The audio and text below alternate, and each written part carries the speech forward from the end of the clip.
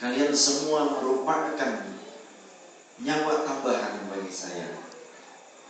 Maka Allah Subhanahu wa ta'ala telah memberikan kekuatan yang luar biasa, yakni cinta kalian semua.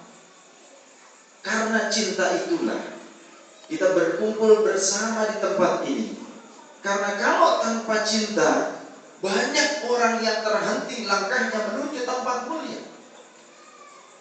Padahal siapapun orang yang melangkah ke Baitullah min buyutillah, apapun bentuknya dari macam-macam ibadah, untuk sholat berjamaah, untuk talabul ilmi, untuk tadarus Al-Quran, untuk silaturahim, mengkaji daripada ilmu-ilmu agama, illa afathumul malaika, tiada lain kecuali malaikat-malaikat Allah yang ada di antara mereka ditugaskan khusus untuk mencari majelis-majelis ilmu, majelis zikir, majelis-majelis silaturahim, majelis-majelis kemuliaan, majelis-majelis maulid.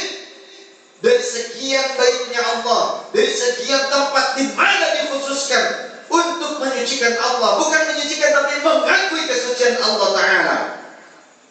Maka mereka akan menaungi kita. Malaikat akan berkumpul bersama. Di setiap doa yang kita panjatkan, mereka akan mencatat kita. Di setiap zikir, maka mereka akan menaikkan, mengambil zikir-zikir kita hingga mi'raj ke hadratillah.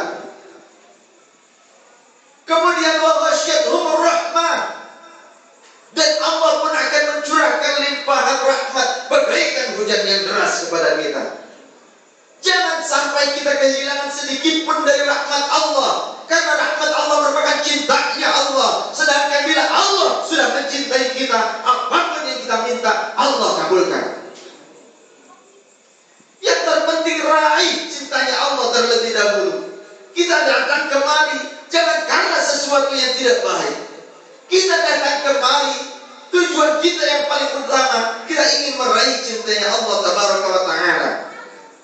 Sekarang sudah banyak sekali orang yang tidak mengedepankan cinta Allah sebagai tujuan utamanya.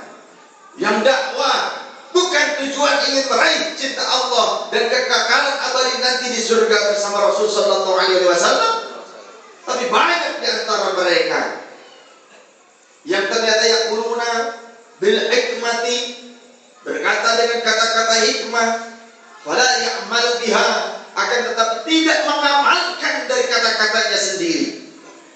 Banyak. Selain daripada rahmatnya Allah, cintanya Allah, anugerah Allah yang kita ambil, maka Allah pun wa nazalat alaihi sakinah, Allah akan mencurahkan ketentraman kepada kita.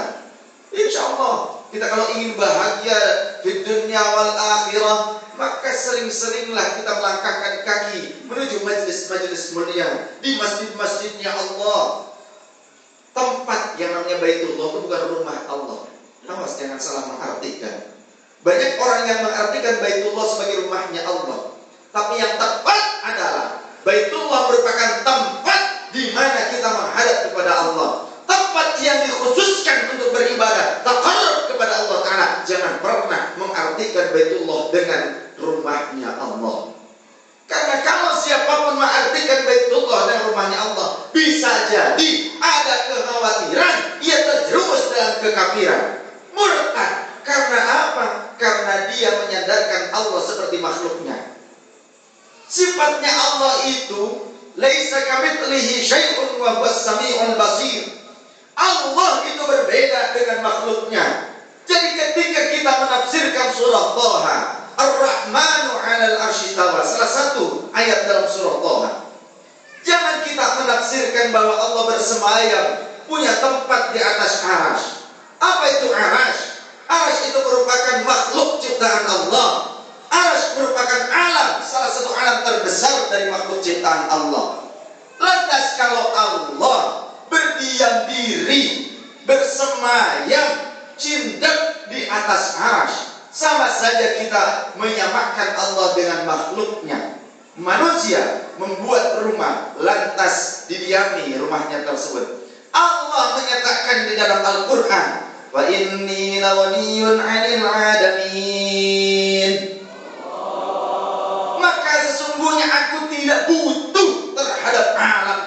sendiri. Allah tidak butuh tempat. La mahalla lah. Allah tidak bertempat. Allah tidak berjarak dengan kita. Kalau Allah berjarak sejengkal, satu hasta, satu depan, berapa meter, berapa kilo, sama saja dengan makhluknya. Tapi dekat dan jauhnya Allah bukan dalam konteks jaraknya, tapi dalam konteks keridhaan dan rahmatnya Allah. Maka perlunya kita terus mengkaji dan mengkaji. Jangan sampai kita sekarang sudah menjadi pengajar, jangan sampai kita sekarang sudah menjadi ustaz, jangan sampai kita sekarang sudah menjadi haji, lantas kita tidak mau mengaji lagi. Apalagi kalau ada pengajian disuruh berhenti hanya karena rapat. Goblok. Pak, orang ngaji bahkan sudah lama mengaji, pengajian seminggu 2 kali, disuruh berhenti hanya karena rapat. Rapatnya pindah. Saya tampar orangnya kalau ada salah.